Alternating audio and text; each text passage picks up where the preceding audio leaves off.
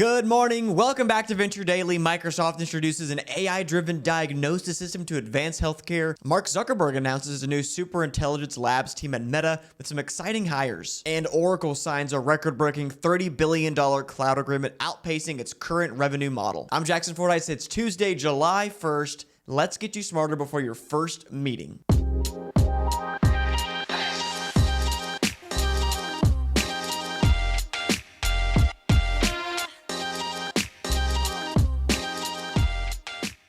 All right, day 7. No Josiah. Still, I was waiting for him this morning. Never showed up. What's new with Joe? Same old with that guy.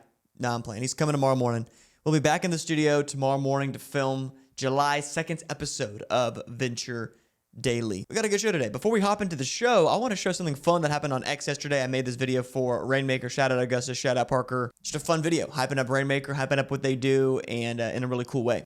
But we really are at the mercy of the weather and the snow and the rain, plus of course the regulatory constraints I know you're aware of. They got a little love from our friend Augustus. We are not at the mercy of the weather. Thanks at Jackson Fordyce. I said, of course, to win. Of course. But before we jump into today's news, I want to tell you about Public. If you take investing seriously, you need to know about public.com. That's where you can invest in everything. Stocks, options, bonds, crypto. You can even earn some of the highest yields in the industry, like the 7% or higher yield. You can lock in with a bond account. Public is a FINRA-registered SIPC insured platform that takes your investments as seriously as you do. Fund your account in 5 minutes or less at public.com/venture and get up to $10,000 when you transfer your old portfolio paid for by Public Investing. Full disclosures in the podcast description. Please click our link in the description. That is public.com/venture. Public.com/venture, like I always say. Link right there. Yeah, if you could click on that link, it would really support us in the show that we do. All right, our first story today. Microsoft says it's built an AI tool that can diagnose complex medical cases 4 times more accurately than human doctors. It's called the AI Diagnostic Orchestrator, and it's the first project of Microsoft's new health AI unit, led by Mustafa Suleyman, who's the co-founder of DeepMind and former head of Inflection. In his words, this is a step towards medical superintelligence. This is from the Microsoft AI website called, in a report called The Path to Medical Superintelligence. The system works by deploying 5 AI agents as virtual doctors. Each has a different role. One forms hypotheses, another orders tests, and they debate their way to a final diagnosis and a trial. The AI team tackled 304 complex cases pulled from the New England Journal of Medicine, and the orchestrator, especially when paired with OpenAI's O3 model, solved 85.5% of the diagnoses correctly. And for comparison, human doctors only got 20% of those right, but it's important to remember here that they weren't allowed to use any textbooks or consult their peers, which would have likely raised their score. And this image here is how Microsoft's orchestrator operates and how it thinks when it goes about diagnosing a specific case. And the system also comes with a cost-cutting feature. This is what we're looking at here. This cost-cutting feature, bottom is the average cost of diagnostic tests per case, and in the far left is the diagnostic accuracy here. It prompts the models to minimize unnecessary testing in some trials that shaved hundreds of thousands of dollars off total diagnostic costs. So will your next diagnosis come from a doctor or an AI agent? For more on this story, I spoke with Jaimal Soni. My name is Jaimal, one of the co-founders and CEO of Insight Health. We build agents for clinical workflows within healthcare. So we have agents that do everything from processing referrals on behalf of clinics to pre-visit history to post-visit follow-up. Yeah, for my first question for Jaimal, I asked, Microsoft says its AI can diagnose complex conditions 4 times better than human doctors. Are we approaching a tipping point where AI doesn't just assist in medicine, but actually replaces it? Just taking a step back, when we think about AI in healthcare, we see 4 different lanes that have opened up so far. The first is on the documentation side. AI has certainly been helping clinicians on the documentation, and AI scribes are a great example of that. The second lane is really around the payment side of it. So you're looking at pre-authorization, revenue cycle management. There's a lot of really interesting tech and companies being built around there. The third is diagnostics, which is what you mentioned. And the fourth is the clinical side, really offloading clinical work. And that's really where we play, offloading the routine clinical side. But focusing on the article itself, the diagnostics, I think at the end of the day, being able to diagnose conditions with really high accuracy is certainly where it all starts. But I do think that isn't the be all end all. And a lot of it is the diagnosis part but a lot of it just understanding what the best path of care would be. And a lot of that is understanding what the social support systems that patients have at home, really their ability to tolerate whatever procedure you might recommend. So I certainly think we're hitting a tipping point from a diagnosis perspective, but that's only part of the equation. There's so much that goes into the actual clinical decision making that's not just here's a diagnosis, but more the follow-up to that and what happens after you determine a particular care plan. So there's 4 ways that he described that AI helps with healthcare. First is documentation, second payments, third diagnostics, which is what this story is about here today, and fourth is offloading clinical work. And he was saying that this is an interesting story. Absolutely. Diagnostics is an important part of the 4, but it's not the be all end all. So just because that AI can assist in diagnosing a patient doesn't necessarily mean that this will be adopted so quickly, into hospitals, into clinics, with clinicians. And so that kind of leads into my second question here. This orchestrator model of AI agents debating diagnoses is outperforming humans in controlled trials. How close are we to seeing it deployed in real clinical settings, and what hurdles stand in the way of that?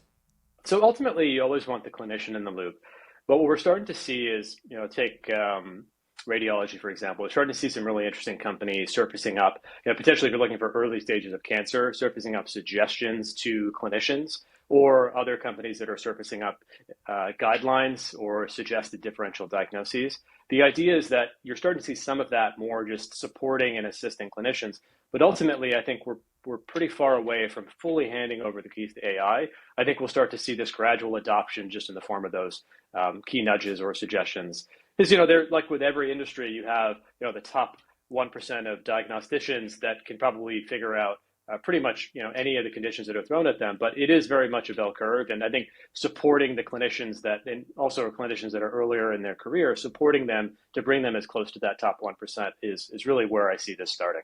Okay, so in Jaimal's words, we're pretty far from handing the keys over, and instead of applying this across the board, we should really be helping the early clinicians in their careers versus the ones that are in the top 1% of their craft, and they can diagnose almost anything that comes in front of their way. But I thought to myself, if this technology is already so great, and we see this played out with Microsoft's test of it, 85% of all diagnoses got diagnosed correctly, and about 20% by clinicians got diagnosed correctly, why wouldn't you implement this technology, as soon as possible? What are the hangups with it? So my next question, I asked him, if this tech dramatically cuts down on misdiagnoses and unnecessary tests, do hospitals and insurers have any excuse not to adopt it? I think it really comes back to the clinicians who are ultimately the decision makers, right? And hospitals that employ them, or hospitals that really manage the overall care, I think will have certainly a say in it. But the clinicians are ultimately the ones that are likely going to drive the decision making. How do we make their overall the outcomes that they drive better? How do we ensure that we're supporting them to really deliver the best outcomes for the patients that they serve? For my final question for Jaimal, I asked him, this tech promises faster, cheaper, and more accurate care, but if it's not peer reviewed or cleared for clinical use yet, how do we avoid another Theranos style overpromise before it's actually ready? So we do a lot of this at Inside Health. Part of it is, so if you look at HIPAA, for example, which governs how personal health information, or PHI, is governed, there is a clear set of guidelines there. If you look at SOC 2 Type 2, which governs information security, there's a clear rubric there. And in fact, you have to get an external auditor. What hasn't been established is a universally accepted standard for how AI gets used today in clinical practice. So we have a framework called Safe AI, which allows us to look at every input, every output to our AI models and quantitatively measure that.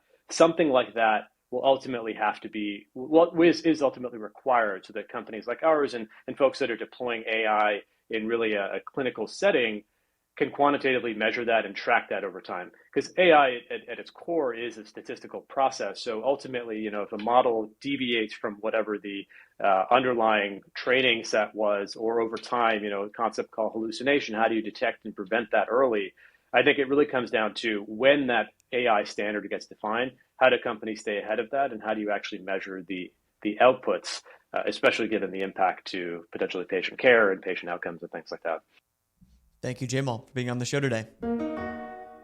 All right, let's hop into our next story here. We actually talked about this yesterday, but we have some big updates. Yesterday, we talked about some of the talent that Mark Zuckerberg and Meta have poached from OpenAI and OpenAI's response to that talent leaving. But yesterday, Mark Zuckerberg launched Meta Superintelligence Labs and declared this is the start of a new era for humanity. In his words, as the pace of AI progress accelerates, developing superintelligence is coming into sight. He wrote in the memo, I believe this will be the beginning of a new era for humanity, and I am fully committed to doing what it takes for Meta to lead the way. All right, so leading the charge here is Alexander Wang, who is the former Scale AI CEO. He's going to be Meta's chief AI officer. And on the left here, it's Nat Friedman, the former GitHub CEO, and he's going to be heading up product with Meta's Superintelligence Lab. I mean, the team's pretty stacked right now. Zuck's brought on 11 people from Google's DeepMind, OpenAI, Anthropic, and it's all part of this heavy recruiting blitz that he's been doing for months now. And then recently, yesterday, we got this tweet from Trapete saying, thrilled to be joining at Meta. Superintelligence is now in sight. You may be asking, who is this dude? Here's a response here, whispering into Sam Altman's ear. Sir Trapete Bansal, our top researcher who started O Series and RL Paradigm with Elisa Skir, has now joined Meta's Superintelligence Labs. And this is a funny tweet yesterday from TBPN. Traded Zhihao Yu from OpenAI to Meta. And then another graphic here, poached. And it's the full team of people that have been poached from OpenAI, from Sesame. Who else we got here? DeepMind, Anthropic.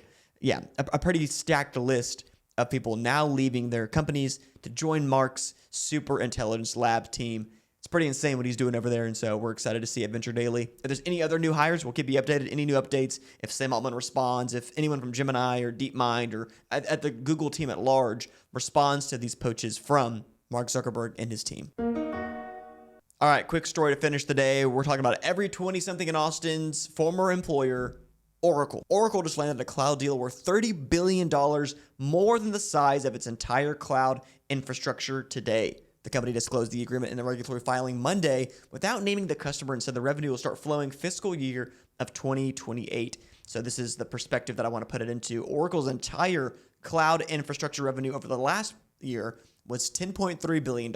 And this one deal triples that number, making it one of the largest cloud contracts ever signed in history. And CEO Safra Katz called it a strong part of FY 2026 and said Oracle's cloud database services are growing at over 100% year over year. And so shares jumped up, I think at its peak, like 8% whenever the news dropped, which was the highest the stock for Oracle has ever been. This is like a past 5-day kind of image here, but you can see that spike. I think at its peak was about 220 something. And, you know, this is still, we're recording now before market open. So, and the bottom line here is that Oracle may have just moved closer to the center of the AI infrastructure race. All right, that is it for our show, Venture Daily today. Thank you so much for joining me. I helped you get a little bit smarter today. Thank you to Content Stack for being our sponsor. As always, letting us film here in Austin, Texas at the Content Stack Experience Center. And if you like today's show, whether you're on YouTube, Spotify, Apple Podcast, or X, leave us a like, a comment, and a review, and throw us a 5-star rating if you think we earned it.